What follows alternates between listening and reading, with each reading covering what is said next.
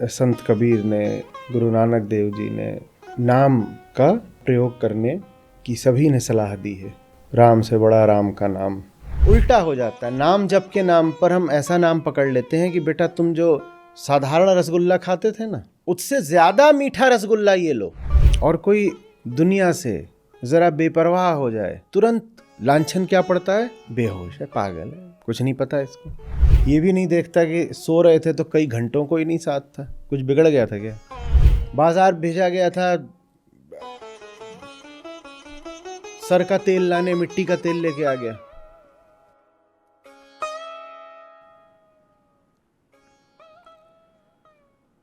मन भरा रहता है सामग्री से।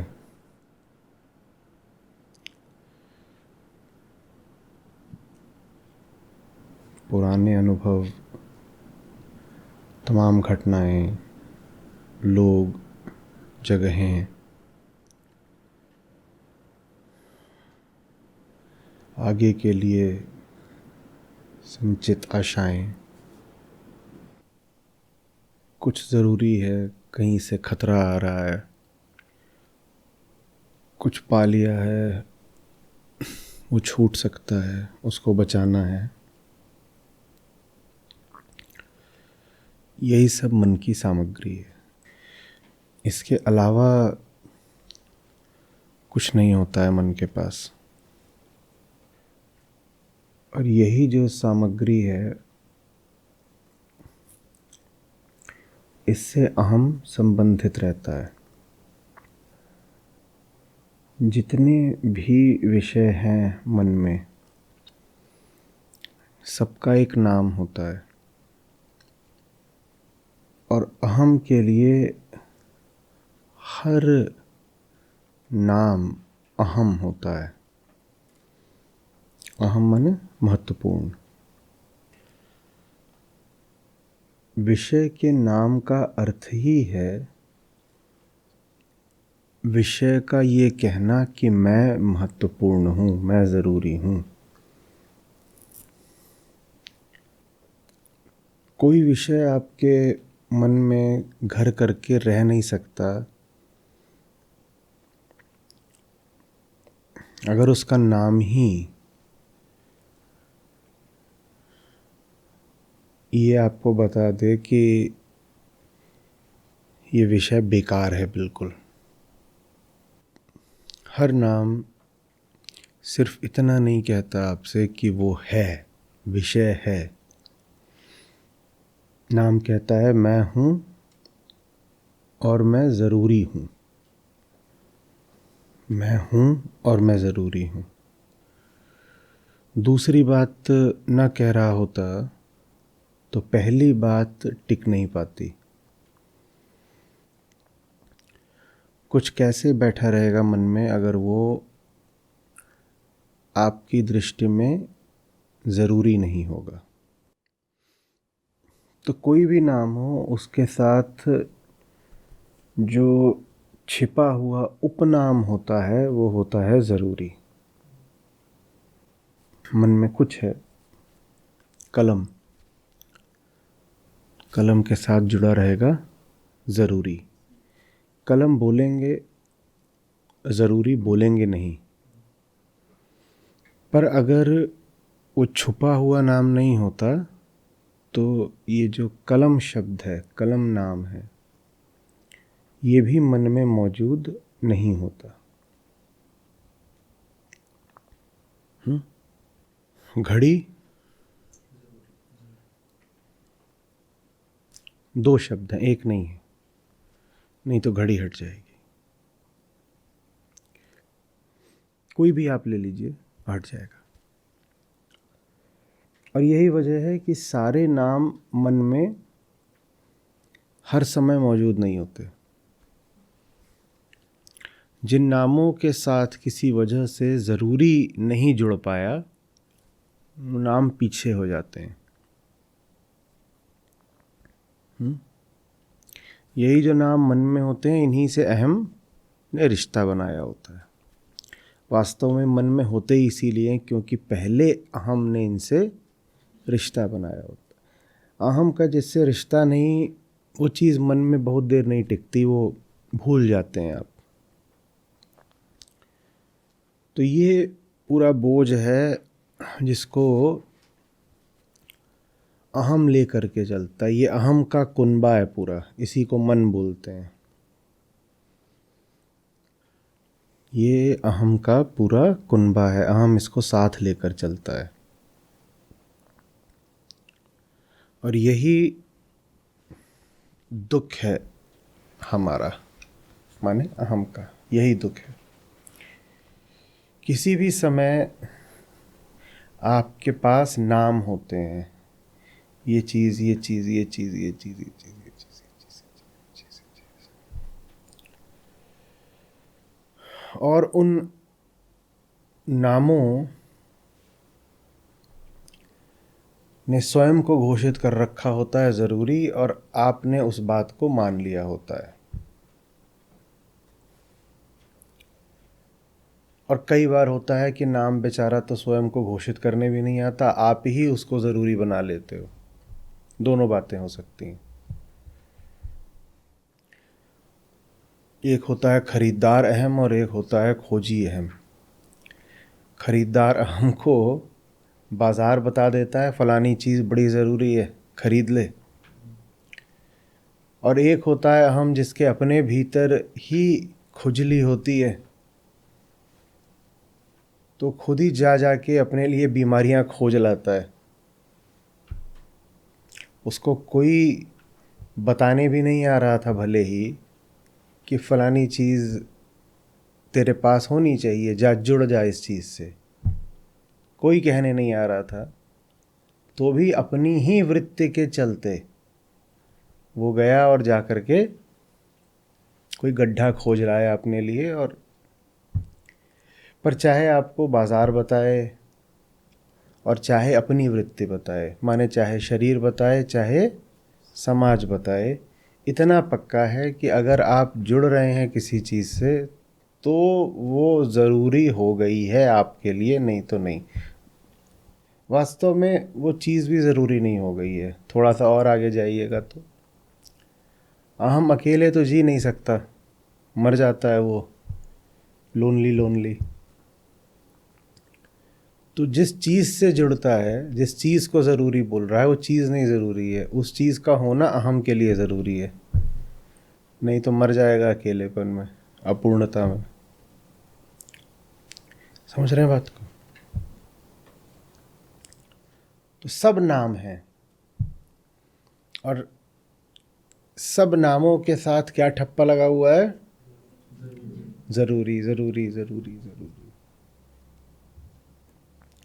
और अहम ने आदत पाल ली है अपने इर्द गिर्द ऐसे ही नामों को रखने की जो कहते हैं हम भी ज़रूरी हैं, हम भी ज़रूरी हैं, हम भी ज़रूरी हैं, हम भी ज़रूरी हैं। तो ऐसे में जो भीतर के वैज्ञानिक थे उन्होंने कहा कि जब तुझे विषयों में, माने नामों में ही जीना है, तो हम तुझे एक थोड़ा अलग किस्म का नाम देते हैं। कैसे अलग किस्म का? कि सब नाम बताते हैं कि वो ज़रूरी हैं। एक नाम ऐसा देते हैं जो बताएगा कि कोई नाम ज़रूरी नहीं है। ये पहली बात। दूसरी बात, हर नाम के पीछे कोई भौतिक वस्तु होती है, नाम जिसका प्रतीक मात्र होता है। मैं अगर कहूँ मेज़, तो मेज़ एक शब्द है, ध्वनि है, और साथ ही साथ एक भौतिक वस्तु है। कुछ भी आप बोलिए, किसी का आप नाम ले लीजिए, राजन। राजन एक नाम भी है और एक उसके पीछे एक भौतिक विषय भी है ना? बोले तो जो खास नाम है उसकी दूसरी खासियत ये होनी चाहिए कि वो नाम भर हो, उसके पीछे कोई भौतिक वस्तु, कोई इंद्रियगत विषय हो ही नहीं, नाम बस है। नाम है, नाम के पीछे कुछ नहीं है। यहाँ पे अहम थोड़ा अचकचाएगा, क्योंकि उसे नाम नहीं पकड़ना होता। पकड़ना तो उसे सचमुच होता है जो नाम के पीछे है। आप कहें आप राजन की प्रतीक्षा कर रहे हैं, मैं कहता हूं लो राजन, राजन चाहिए था ना, लो राजन। इससे आप संतुष्ट हो जाएंगे क्या? जब आप राजन को मांग रहे हैं तो न से संतुष्ट क्यों नहीं हो जाते?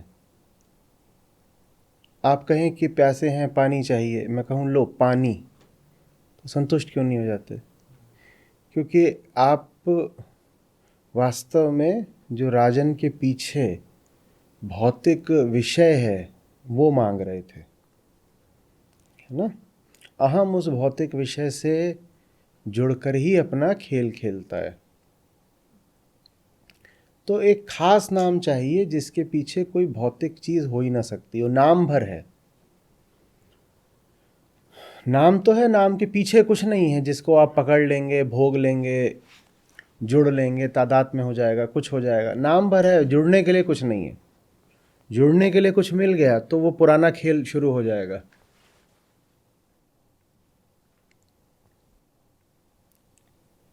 समझ रहे बात? तो बार बार नाम की संतों ने इसीलिए विधि बताई, लेकिन उसमें जो नाम है उसमें ये दोनों विशेषताएं होनी चाहिए, ये दो शर्तें पूरी होनी चाहिए। पहली शर्त क्या है? सब नाम बोलते हैं कि हम जरूरी हैं, एक नाम ऐसा होना चाहिए जो बोले दूसरे सारे नाम गैर जरूरी हैं, यहां तक कि मैं स्वयं भी। दूसरे सारे नाम जब भूलने लगो तो फिर मुझे भी भुला देना। जब बाकी सारे नाम भूलने लगो तो दूसरे किसी नाम की याद आती है तो तत्काल उठता है, अरे वो फलानी चीज वो छूटी जा रही है, कुछ करना है, संसार का महत्व है, ये भाव उठता है। और एक विशेष नाम ऐसा होना चाहिए जो जब याद आए तो भाव क्या आए? अरे किन चीजों को जरूरी बनाए बैठे थे, किन चीजों को जरूरी बनाए बैठे हैं, कुछ जरूरी नहीं है, कुछ जरूरी नहीं है। यहां तक कि ये नाम, ये बात भी जरूरी नहीं है कि कुछ जरूरी नहीं है।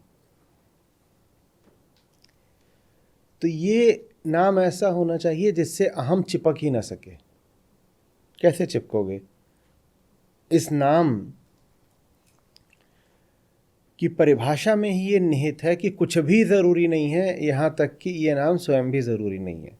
और दूसरी बात, चिपकने के लिए सिर्फ शब्द नहीं चाहिए होता, शब्द के पीछे कोई विषय चाहिए होता है। नाम ऐसा हो जिसके पीछे कोई विषय हो ही ना। तो जो नाम जप की विधि है, संत कबीर ने, गुरु नानक देव जी ने नाम का पूरा जो संत संप्रदाय रहा है मध्यकालीन, नाम का प्रयोग करने की सभी ने सलाह दी है। नाम, राम से बड़ा राम का नाम। तो राम नाम पारस है, बहुत बोला है ऐसे। वहां पर लेकिन नाम के साथ ये दो शर्तें जरूर पूरी होनी चाहिए। पहला, उस नाम के पीछे ना कोई विषय हो, ना कोई छवि हो, नहीं तो अहम को तो बड़ी सुविधा हो जाएगी। अहम जा करके इससे जुड़ जाएगा, वो कहेगा चलो उसको छोड़ा, इससे जुड़ जाते हैं।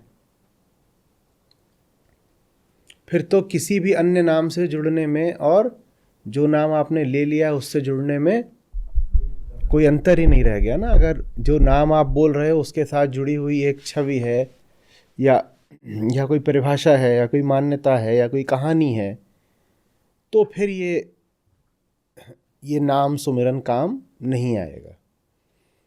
और दूसरे, वो नाम ऐसा हो जो आपको बताए कि कोई भी नाम हो, चाहे मेरा ही नाम, सारे नाम तुम्हारे लिए अनावश्यक हैं।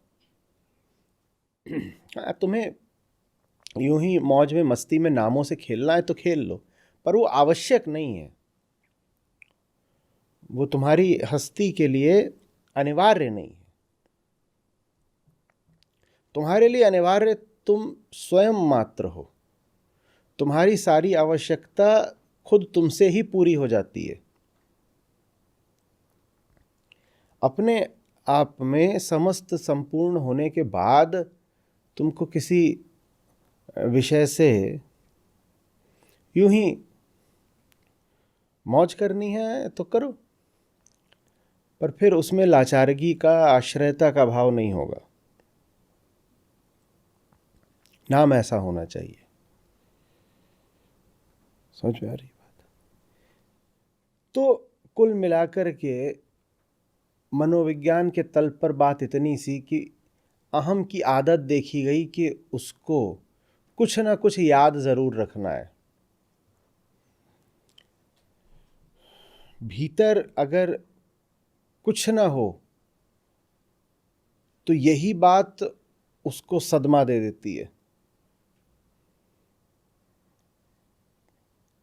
उसको ऐसा नहीं लगता कि भीतर कुछ नहीं है, उसको लगता है भीतर बाहर कहीं कुछ नहीं है, पाँव के नीचे भी कुछ नहीं है, सर के ऊपर भी कुछ नहीं है। एकदम बुरी तरह डर जाता है। इन नामों के ही सहारे से जीता है ना वो। अकेले तो उसको लगता है उसमें कोई दम नहीं।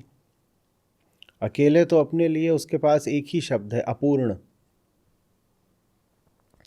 तो ये दुनिया भर के नामों के सहारे से ही वो जीता है। जैसे कोई आदमी ऐसे ही अधर में लटका हुआ हो, आसमान और ज़मीन के बीच में, और कहीं यूं ही रहस्यमयी गुप्त दिशाओं से कहीं कोई उसको रस्सी आ रही हो, कहीं कोई सहारा आ रहा हो, कहीं कुछ आ रहा हो, और वो कभी इसको कभी उसको लपक करके किसी भांति अपने को गिरने से बचाए हो। अहम की दृष्टि में अहम की ऐसी दिशा होती है कि कभी इसको पकड़ के लटक गए तो बच गए, और जिसको पकड़ के लटके वो थोड़ी देर में धोखा दे गया, फिर कुछ और पकड़े, कुछ और लटके, कहीं कोई सड़ा गला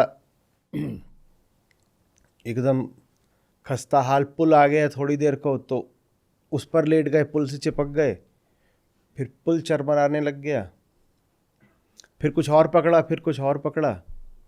और ये बात अकल्पनीय है कि कुछ नहीं पकड़ा, क्योंकि कुछ नहीं पकड़ा तो बड़ी चोट लगेगी, भड़ाम से गिरेंगे नीचे। तो एक मनोवैज्ञानिक की भांति मन की इस वृत्ति को उन्होंने देखा कि ये तो अगर धोखे से भी शांत हो जाए, रिक्त हो जाए, तो बड़ा घबरा जाता है। और आते हैं जीवन में शायद लगभग रोज ही कुछ तो ऐसे पल जब मन सहज ही शांत हो जाता है। और जब मन सहज ही शांत हो जाता है, उसके 2, 4, 5 पल बीते नहीं कि हड़बड़ा के उठ बैठता है, अरे ये मैं क्या कर रहा था, अभी जान चली जाती। हाय हाय, कोई भी नहीं था पूरे 8 सेकंड तक मेरे पास। बाल बाल बचे। कितना खतरनाक हादसा होते होते टल गया। पूरे 8 सेकंड तक मेरे पास कोई भी नहीं था। 8 सेकंड तक एक भी नाम नहीं था यहाँ पे, उफ याद करके ही रोंगटे खड़े हो जाते हैं। वो ये नहीं देखता कि 8 सेकंड तक कोई नहीं थे तो बिगड़ क्या गया, कुछ बिगड़ गया क्या।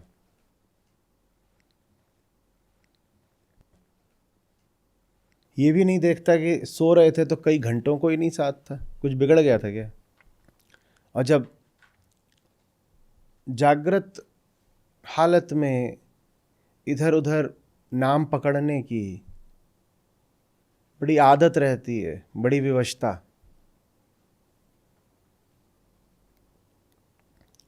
तो फिर सपने में भी आदमी नाम पकड़ता है, फिर सपनों में भी, नींद में भी आदमी अकेला रहना बर्दाश्त नहीं करता, सपने लेता है कि आंख भले ही बंद हो लेकिन दुनिया का साथ बना रहना चाहिए।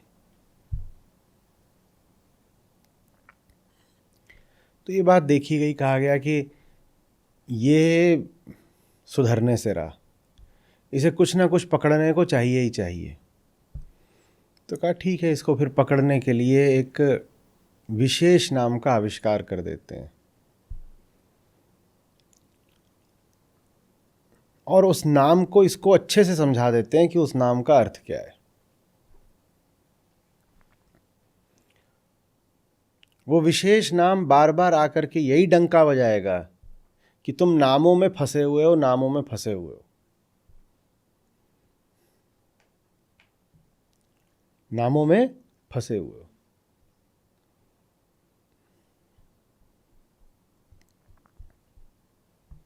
और नामों में फंसे हो तो मरोगे। जैसे कि कोई आदमी जिसको खूब मिठाई खाने की लत लगी हो और खाएगा ही खाएगा, तो उसके लिए विशेष मिठाइयाँ ईजाद करी गई, डब्बे में भर के उसके सामने लाई गई, बोले लीजिए ये आपके लिए खास मिठाइयाँ हैं, खाइए। क्योंकि मांग रहा है बार बार वो मिठाई ही, क्या मिठाई मिठाई, उसके बिना वो। तो कहा इससे बहस करना या इससे तर्क करना अब फायदेमंद नहीं है, इसे कुछ समझ में नहीं आता, ये मिठाई मिठाई करता ही रहेगा। तो उसके लिए एक नई विधि खोजी गई, उसके लिए मिठाइयाँ बनाई गई, वो सब डब्बों में भर भर के लाई गई। बोले ये आपके लिए 3-4 डब्बे मिठाई है, खाइए। तो जाता है तो पहले ही डब्बे पे नाम लिखा है डायबिटीज़। जो पहली मिठाई है इसका नाम है मधुमेह। उसने सोचा था नाम होगा मधुर, मधुकर या मधुमात्र, और नाम क्या निकला,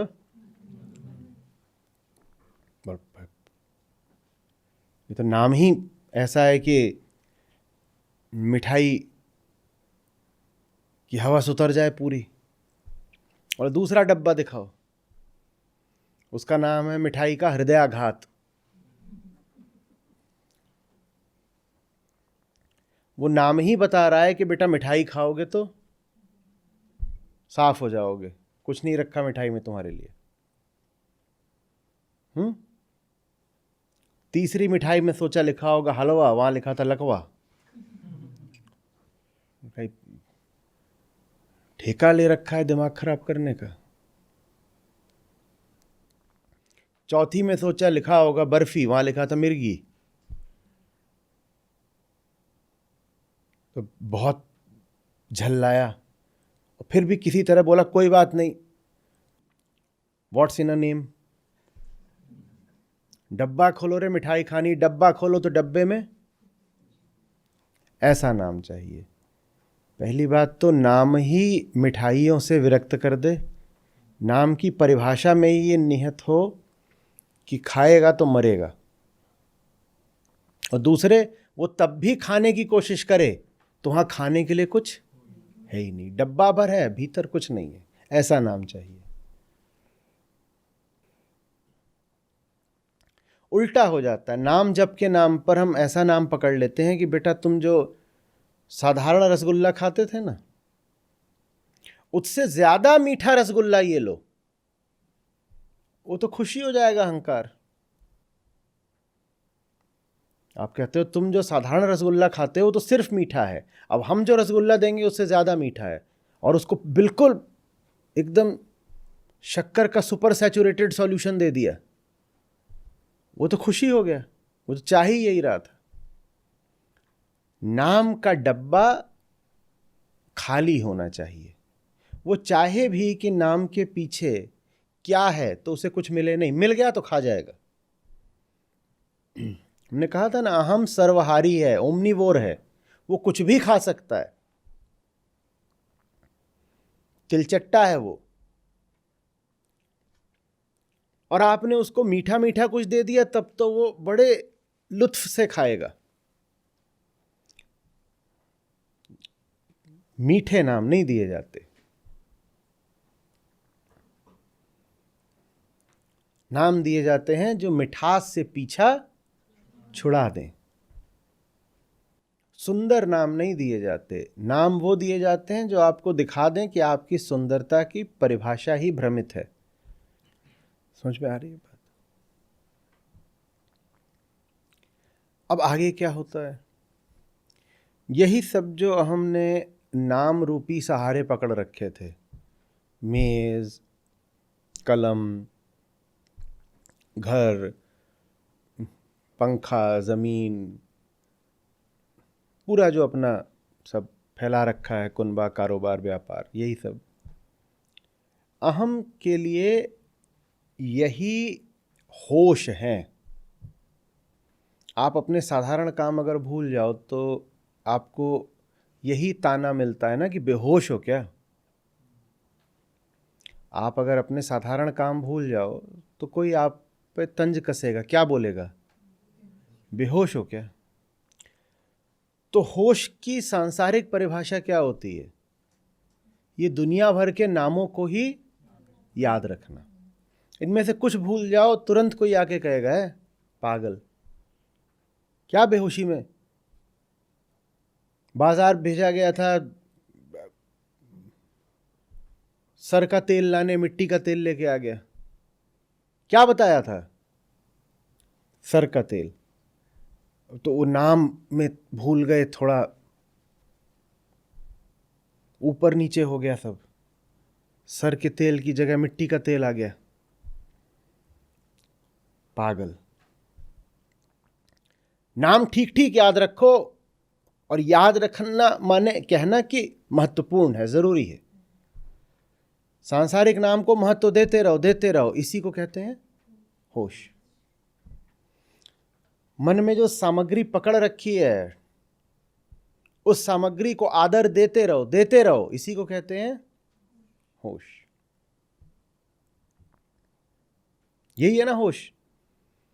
जब आप कहते हो बड़ा होशमंद आदमी है तो आपका क्या अर्थ होता है उससे, दुनिया भर के विषय बिल्कुल वो सफाई से याद रखता है, और कोई भुला भी दे ये नहीं भूलेगा।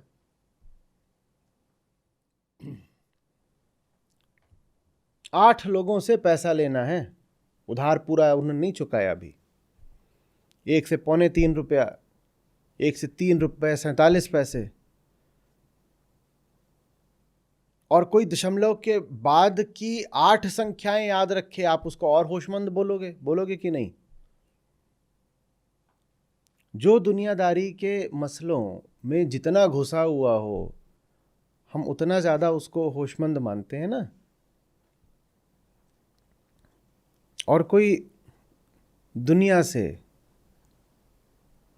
ज़रा बेपरवाह हो जाए, तुरंत लांछन क्या पड़ता है, बेहोश है, पागल है, कुछ नहीं पता इसको। आप किसी से बात करें, वो मुद्दा आपके लिए बहुत ज़रूरी है, और वो इधर उधर देखे, उसको कुछ समझ में नहीं आ रहा क्या बातें हो रही हैं, उसको समझ में इसलिए नहीं आ रहा क्योंकि वो उन बातों को ज़रूरी नहीं समझता। पर आपके लिए मान लीजिए आप 4 लोग बैठ गए हैं, आपके लिए कोई बात बहुत ज़रूरी है, और 5वां आदमी बैठ के इधर उधर देख रहा है, वो बोलेंगे क्या है भाई, पी रखी है क्या, इतनी ज़रूरी बात चल रही है, इधर उधर क्या देख रहा है, कुछ समझ में नहीं आ रहा। हमारे लिए होश का मतलब ही क्या है कि दुनिया की बात को ज़रूरी मानो, दुनियादारी की बात चल रही है, उसमें ऐसे लिप्त रहो जैसे यही तो परम सत्य है, इससे आवश्यक तो कुछ है ही नहीं। ये होश, ठीक। अब होश की इस अवधारणा पर उस सच्चे नाम का क्या असर पड़ेगा? वो जो नाम है वो आकर के बता ही क्या रहा है? हमने नाम के साथ दो शर्तें जोड़ी हैं। कौन सी हैं दो शर्तें? पहली बात तो वो ये बताए कि बाकी सारे नाम जरूरी नहीं है, और यहां तक कि वो नाम भी स्वयं भी वो जरूरी नहीं है। ये तो पहली शर्त हुई थी। दूसरी शर्त क्या थी? तुम कहो अच्छा बाकी सारे नाम छोड़े देते हैं, इसी को पकड़ लेते हैं, तो पकड़ के कुछ पाओगे नहीं क्योंकि डब्बा खाली। तो ये दो शर्तें। तो आप बड़े होशमंद आदमी रहे हैं और आपकी जिंदगी में नाम आ गया, बहुत विशेष नाम होना चाहिए और बड़ा अभ्यास करना पड़ेगा, क्योंकि हम तो नाम के साथ कुछ ना कुछ पीछे कहानी जोड़ना चाहते हैं ना।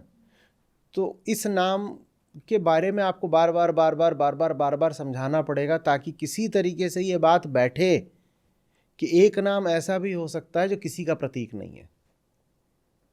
एक नाम ऐसा भी हो सकता है जहां डब्बा खाली है।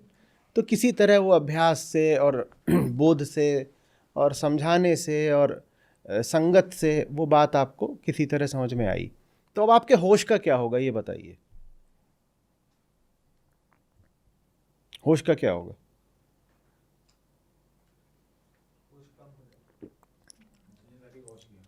होश की क्या परिभाषा थी? जो जितना याद रखे है एकदम नजाकत के साथ, आखिरी पैसे तक, 15 साल पुरानी बात भी और आगे के 30 साल की योजना भी, जो जितना ऐसे याद रखे उसको क्या बोलते हैं? तो माने होश का अर्थ ही होता है नामों को पकड़ कर रखना। जो ऐसे इतना इतना ये वो कहलाता है होशमंद। और जिसको वो विशेष नाम मिल गया, अब उसके होश का क्या होगा? भोला। वो अब चाहे भी तो कैसे याद रख लेगा? उसको तो पता चल गया, उसको तो अब जनवा दिया गया क्या कि ये सब मामला ऐसे ही है।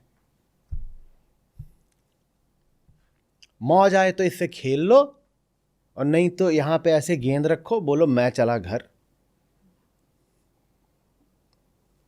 खेल लिया, अब खेल के थक गए, हम सोने जा रहे। खेल ही तो रहे थे। कौन यहां से दौलत उठानी थी? शाम को खेलने गए थे, इधर उधर गेंद में लात मारी, ये करा वो करा, जो करना था करा, कुछ भी करा, कूद मचाई, कहीं दीवार पे चढ़ गए। क्यों भाई? गेंद पे लात मारी, मौज आ गई तो जिनसे खेल रहे थे उनको भी लात मारी, पर जो किया सो किया, उसका कोई अर्थ नहीं। अब सूरज ढलने लगा, हम जा रहे, ये यहां रख दी गेंद, और अब इस गेंद का यहां पे कोई स्थान नहीं। गेंद मैदान में छोड़ के जा रहे हैं, इसमें भर के नहीं ले जा रहे, हमें कोई लेना देना नहीं। समझ में आ रही बात? ये व्यक्ति अब महत्व दे नहीं पाएगा। जिसको पता चल गया है कि ये सब क्या है, वो दुनिया के साथ अब अधिक से अधिक गेंद की तरह खेल सकता है, उसको बहुत ज़्यादा इज्जत नहीं दे सकता, यहाँ नहीं बैठा सकता कि अब सपने में भी गेंद आ रही है। जो करना था मैदान पर करा, गोल मारा, गोल खाया, खत्म, कोई लेना देना नहीं है। समझ रहे हैं? ऐसा हो जाता है मौजी आदमी। इसी को फिर हम कहते हैं कि चलती फिरती मुक्ति के दर्शन हो जाते हैं। उसके लिए कुछ भी इतना महत्वपूर्ण है ही नहीं कि वो चीज उससे तोड़ दो तो उसकी हस्ती टूट जाए। लेकिन दुनिया की नजरों में ये बेहोशी होती है। ये जो चल रहा है इसका असर देखिए कैसा होगा देखने वाले पर। जो सामने खड़ा होकर के सिर्फ देख रहा है, उसको नाम नहीं मिला है, वो सिर्फ ये देख रहा है कि नाम का प्रभाव क्या होता है। देखने पर दो तरह के असर हो सकते हैं, ध्यान से समझिएगा। अहम की नीयत के अनुसार दो तरह के असर होंगे। एक तो नीयत हो सकती है कि हम स्वयं ही थोड़ा सा मुक्ति की ओर झुक रहा था, तो उसको तो आ जाएगी मौज, कहेगा ये बंदा बढ़िया है, हंसेगा, कहेगा सही बेहोश रहता है, कुछ नहीं पता इसे दुनियादारी का, कभी इधर कुछ करा उधर कुछ, उसको तो आनंद आ जाएगा ऐसे को देख के। लेकिन जो दूसरा व्यक्ति है जो संसार में बिल्कुल धंसा हुआ है, उसका दिल दहल जाएगा। वो कहेगा ये क्या आदमी है, अगर मैं ऐसा हो गया तो मेरे संसार का क्या होगा, क्योंकि ये जो है ये तो बेहोश हुआ पड़ा है, ये दुनिया की कोई फिक्र ही नहीं कर रहा। आप समझ रहे हो बात को? यह कहानी उलझ रही है। जिसको वो नाम मिल गया असली, वो दुनिया के लिए थोड़ा बेखबर हो जाएगा ना, क्या फर्क पड़ना है, बेफिक्रा हो गया वो। और उसकी हस्ती पूरी यही रहेगी। आप जिन चीजों में ऐसे हो गए बहुत गुरु गंभीर चिंतित, वो उन चीजों के प्रति कैसा रहेगा? ठीक। तो आपकी नजरों में वो व्यक्ति अब कैसा हो गया है? बेहोश, गैर जिम्मेदार वगैरह। बार बार यही उस पर तोहमत लगेगी कि तू गैर जिम्मेदार है, गैर जिम्मेदार है। अब उसकी गैर जिम्मेदारी ऐसे अहम को तो बहुत भाएगी जो स्वयं भी उकताया हुआ है अपने बोझ और बंधन से। वो कहेगा बढ़िया, मौज आ गई, इसका अच्छा है। लेकिन एक दूसरे की सोचो जिसके लिए उसका बोझ ही उसकी दुनिया है और भयानक आदत पाल ली है उसने इस बोझ के साथ ही जीने की, चलने की। उसका बोझ ही उसकी दुनिया है। वो जब ऐसे को देखता है तो कांप जाता है। वो कहता है ये क्या है, दहशत आ जाती है। वो कहता है इसका अर्थ है कि नाम का, बोध का, अध्यात्म का अर्थ है बेहोशी, पागलपन, लापरवाही। वो बेपरवाही नहीं समझता, उसको वो लापरवाही समझता है। तो कांप जाता है, कहता है मुझे ऐसा नहीं होना, मुझे ऐसा नहीं होना, मुझे ऐसा नहीं होना। कहते आध्यात्मिक आदमी तो क्या है, ये भगोड़ा है, कर्तव्यों से विमुख है, अपने अकर्मण्य है, करता नहीं कुछ। अरे हिम्मत हो तो दुनिया की जिम्मेदारी उठा के दिखाना, पलायनवादी कहीं का। कि जैसे एक हो बढ़िया अरबी घोड़ा अभी अभी जंगल से निकल के आया है और मौज में अपना वो स्वच्छंद चल रहा है, इधर जाना उधर जाता है, जो खाना है खाता है। ये अच्छा बढ़िया, उसका ऊंचा कद है और बलिष्ठ देह,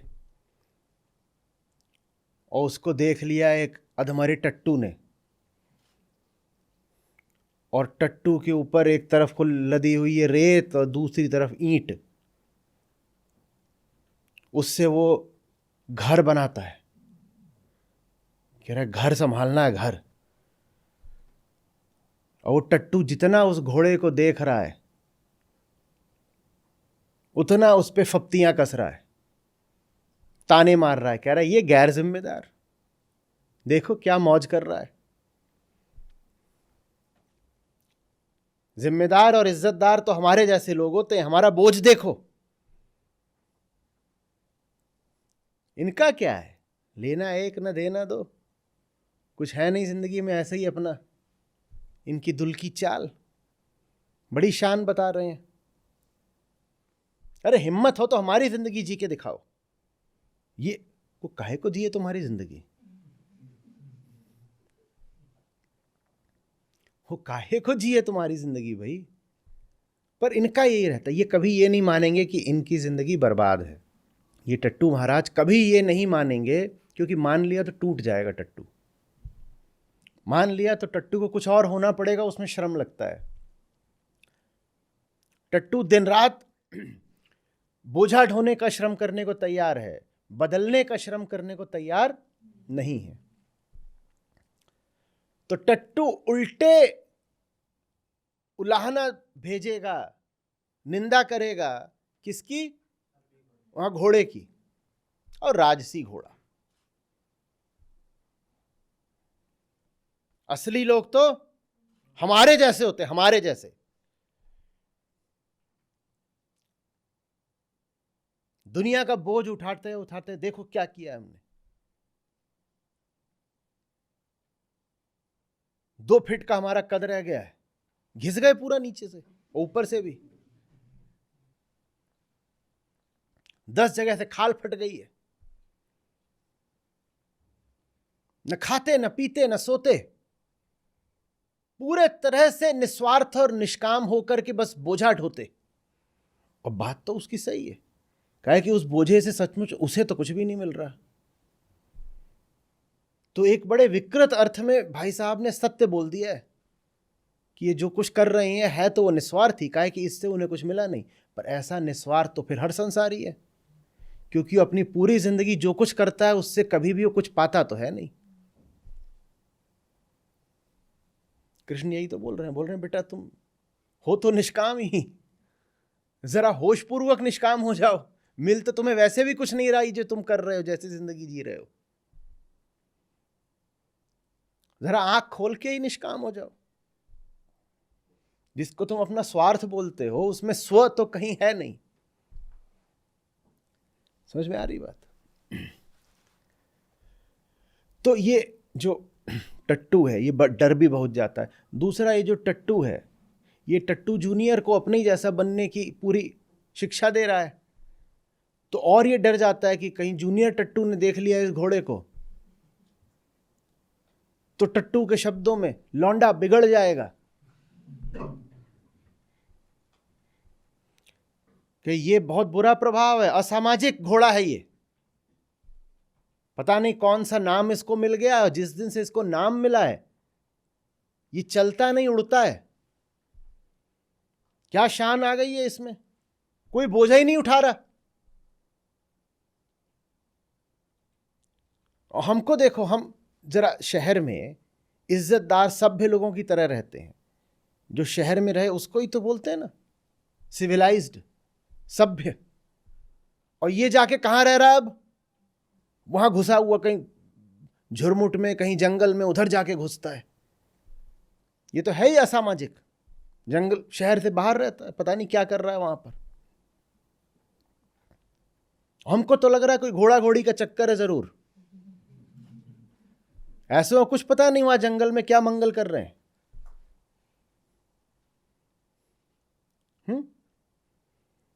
और अच्छा आदमी थोड़ा संभल के चलता है, थोड़ा डर के रहता है। ये ना जाने कैसा हो गया, इसके सामने अब शेर आ जाए कि हाथी, ये रहेगा जंगल में ही। एक दिन तो हमने देखा शेर सामने खड़ा था, ये उसको भी आंख दिखा रहा था, बोल रहा था भाग यहां से। शेर को आंख दिखा दी, हाथी को दुलत्ती मार दी,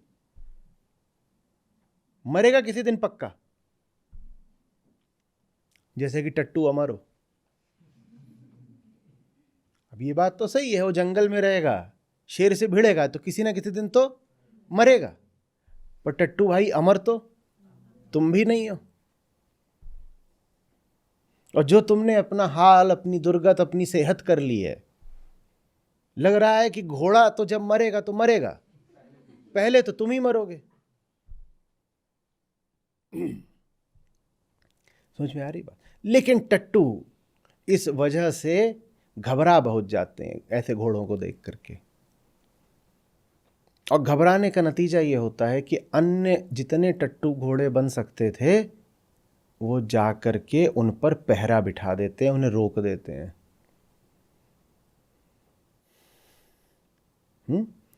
और तर्क क्या देते हैं?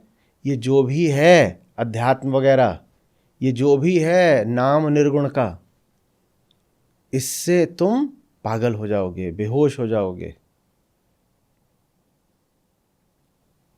इससे तुम किसी काम के नहीं रहोगे। तो फिर ऐसे टट्टुओं के लिए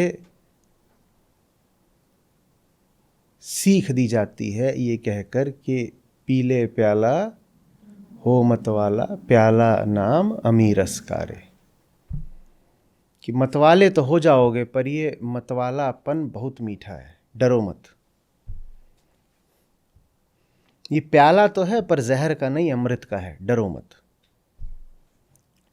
ये बेहोशी तुम्हारे झूठे होश से ज्यादा शुभ है, डरो मत। निश्चित ही कोई सामने बैठा है जो इस बेहोशी का प्याला पीने को तैयार नहीं है, उसी से अनुनय किया जा रहा है, उसी को आग्रह पूर्वक समझाया जा रहा है कि पी जा। अगर ये तुझे नशे जैसा लग रहा है तो ये नशा तेरे होश से बहुत ऊपर का होश है, पी जा। समझ में आ रही बात? और जो पीने वाला वो कहता नहीं, ये अगर पीऊंगा तो उसी घोड़े जैसा हो जाऊंगा। अब सही बात तो ये है कि उस घोड़े के सौंदर्य का, उस घोड़े के ठाठ का टट्टू दिल ही दिल में दीवाना है, लेकिन वो ये बात कभी मानेगा नहीं। औरों के सामने तो छोड़ दो, वो खुद भी कभी ये मानेगा नहीं। वो कभी स्वयं से स्वीकार नहीं करेगा कि ऊपर ऊपर वो घोड़े की इतनी भर्त्सना करता है, लेकिन दिल ही दिल में वो घोड़े का सबसे बड़ा प्रशंसक है, बिग फैन सर। कोई कभी नहीं मानेगा। मान ले तो टट्टू थोड़ी बचेगा फिर वो।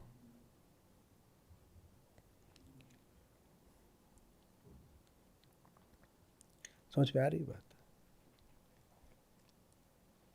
तो ऐसे टट्टुओं को समझाना पड़ता है, फिर समझाना ज़रूरी है ताकि वो खुद भी न बाधा खड़ी करें और छोटे टट्टू तमाम उनको न रोक दें, क्योंकि इन टट्टुओं के पास और कुछ ना हो, सामाजिक अधिकार बहुत सारे ज़रूर होते हैं। ये समाज में इज्जत, श्रेष्ठता, हक, रुतबा पाकर बैठे होते हैं।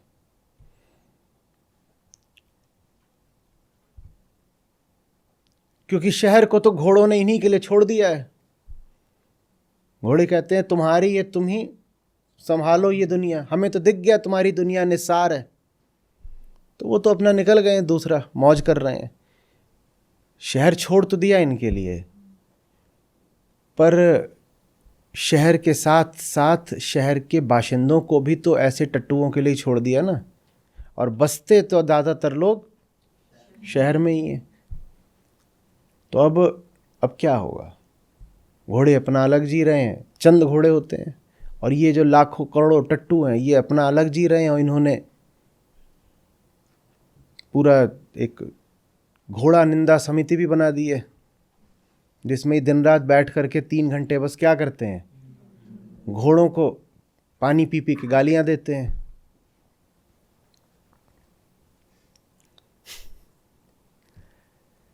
इस चक्कर में जो छोटे टट्टू हैं, जिनके लिए अभी कुछ उम्मीद शेष थी, जो अभी उस जगह नहीं पहुंचे थे जिसको कृष्ण बोलते हैं पॉइंट ऑफ नो रिटर्न, जिनकी संभावना अभी पूरी तरह मृत जड़ नहीं हुई थी, वो बेचारे वंचित रह जाते हैं।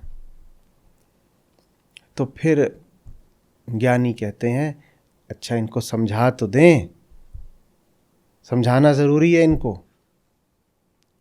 अगर ये बेहोशी है तो तुम इस बेहोशी का वर्ण कर लो।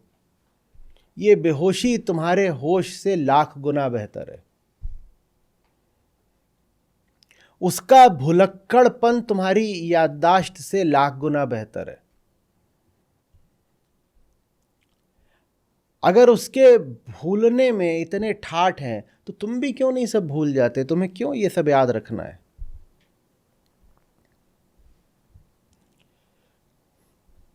क्यों? तुम बार बार बोलते हो उसने जरूर कोई नशे का प्याला पी लिया है, तो पी ले प्याला हो मतवाला, तुम भी वो प्याला पी लो। तुम कहते हो वो मदमस्त हो गया है मतवाला, तो तुम भी मतवाले हो जाओ।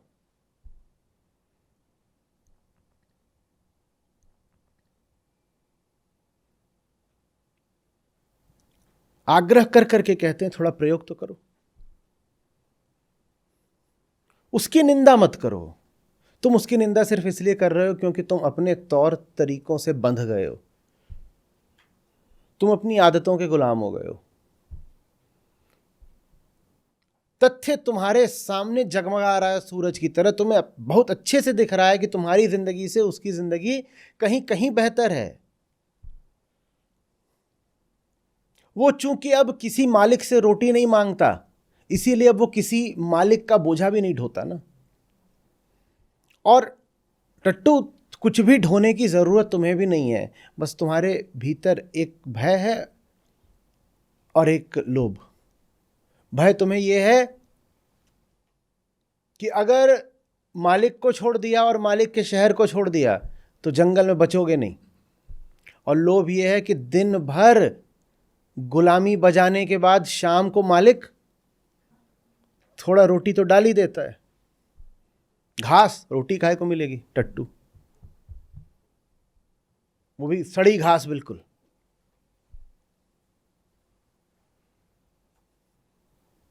लेकिन अपनी भय युक्त और लोभ युक्त जिंदगी, इसको बचाने के लिए तुम इतने आग्रही हो गए हो कि खुद सुधरने, सीखने, बदलने की जगह जो सुधरा हुआ, सीखा हुआ और बदला हुआ है उसी पे आक्षेप करते हो। संत कहते हैं हमने तुम्हारे सारे इल्जाम मान लिए और अब हम कह रहे हैं कि तुम वो इल्जाम अब अपने ऊपर भी ले लो। हमने मान लिया तुम्हारा इल्जाम कि वहां उस शाही घोड़े की दुनिया में प्याले चल रहे हैं। अगर वहां प्याले चल रहे हैं तो प्याला तुम भी उठाओ, क्योंकि जो चल रहा होगा अगर उसका अंजाम ऐसा है तो वो तुम्हारे यहां भी चलना चाहिए ना। हमें क्या पता वहां क्या चल रहा है, पर जो भी चल रहा है उसका अंजाम तो बहुत प्यारा है। उसको देखो और अपने आप को देखो। तो ये बाद में कहना कि वो बहुत कुछ गलत कर रहा है, पहले समझो तो वो क्या कर रहा है। जो भी कर रहा होगा अच्छा ही कर रहा होगा, नहीं तो उसमें इतनी शान कहां से आती और इतनी ताकत कहां से आती। उसके अकेलेपन में भी इतनी गरिमा कहां से आती, इतनी पूर्णता कहां से आती। कुछ तो वो अच्छा ही कर रहा होगा। तो बार बार उस पर इल्जाम लगाने की जगह तुम भी वैसे ही क्यों नहीं हो जाते जैसा वो है।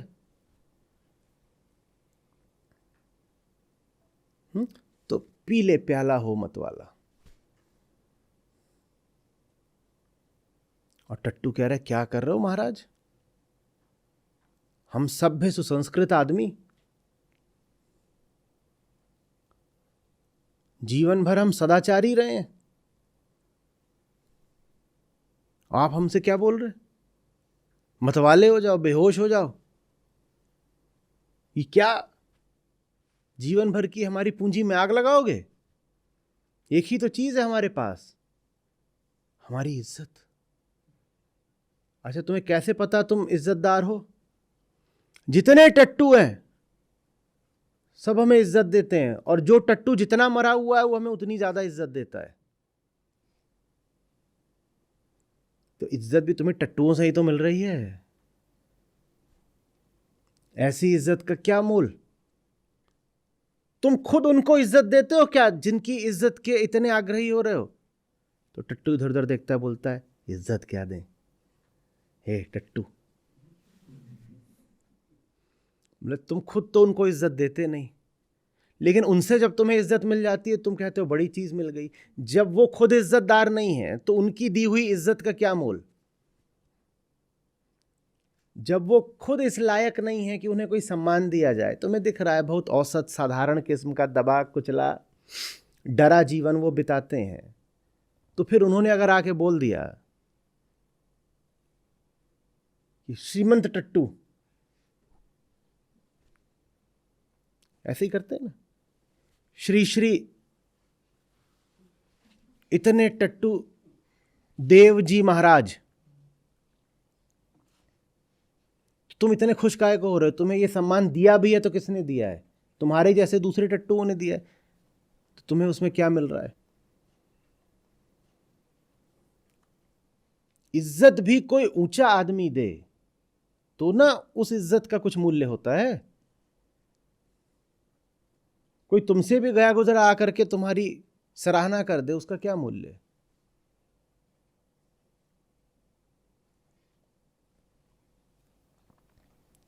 यही बात टट्टू को समझाई जा रही है। छोड़ दे टट्टुओं से, 100 होंगे टट्टू, लेकिन उनसे इज्जत की आस और ये आग्रह कि टट्टुओं के समाज में तुम्हारा उठना बैठना हुक्का पानी चलता रहे, ये उम्मीद ही छोड़ दो। होगा घोड़ा अकेला, तुम उसकी तरफ चले जाओ। नहीं, उसकी तरफ चले तो जाएं, लेकिन उसमें और हम में बहुत अंतर है। टट्टू सारे हमारी तरह हैं, वहाँ पर हमको ऐसा लगता है बिरादरी है, सब अपने भाई बंधु हैं, सारे टट्टू मेरे ही जैसे हैं। वहाँ सुरक्षा का भाव आता है। घोड़े के पास जाएंगे कितना अजीब लगेगा, एक घोड़ा खड़ा है, उसके बगल में एक टट्टू, और टट्टू भी कमज़ोर और डरपोक। घोड़ा मस्त हिनहिनाता है और टट्टू तो ठीक से छींक भी नहीं पाता है। नाक में मक्खी घुस जाए तो उससे भी बहुत इज्जत से बात करता है, देखिए जी। अगर आपको बुरा न लगे तो थोड़ा दाएं को खिसक जाइएगा, सांस नहीं आ रही है। वही जैसे सामाजिक इज्जतदार आदमी होता है। खास तौर पे अगर मादा टट्टू हो तब तो उसको मक्खी हटाने का हक बिल्कुल ही नहीं है, एडजस्ट करना पड़ता है ना। महिला हो, क्या ज्यादा शोर मचा रही हो, मक्खी आ गई नाक में तो हाँ, सहो, एडजस्ट करो।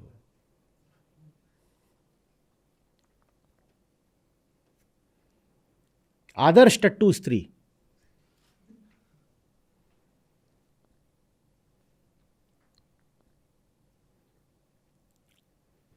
नाक में मक्खी भी घुस जाए तो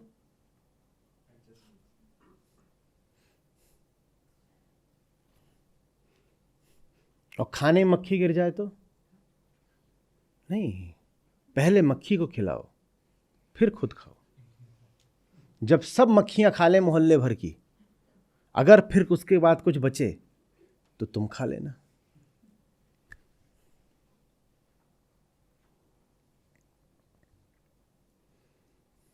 समझ में आ रही बात? तो टट्टू को दोनों ओर से दिक्कत, उनको छोड़े कैसे जो अपने जैसे दिखते हैं, और इसके बगल में खड़े कैसे हो जाएं? इसके बगल में खड़े होना बड़े अपमान की बात लगेगी। जितना कुल हमारा कद नहीं, उतनी ऊंची तो इसकी टांग है, और ये अपनी पूंछ से भी हमारे मुंह पे मार दे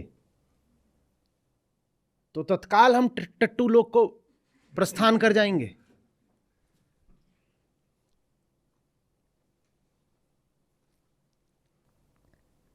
कह कहीं को प्रस्थान नहीं कर जाओगे। अमीरस है, अमृत है, अमृत है। हो सकता है ऐसा, हम कोई आश्वस्ति नहीं दे रहे कि वहां टट्टू जो तुम्हारा कुनबा है उसमें तुम 2 साल जीते, हो सकता है घोड़े की संगत में 4 ही महीने जियो, लेकिन इस जीवन में एक अमृत होगा।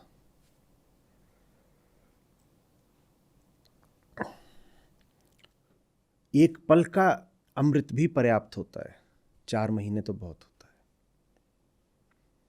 नमस्ते सर।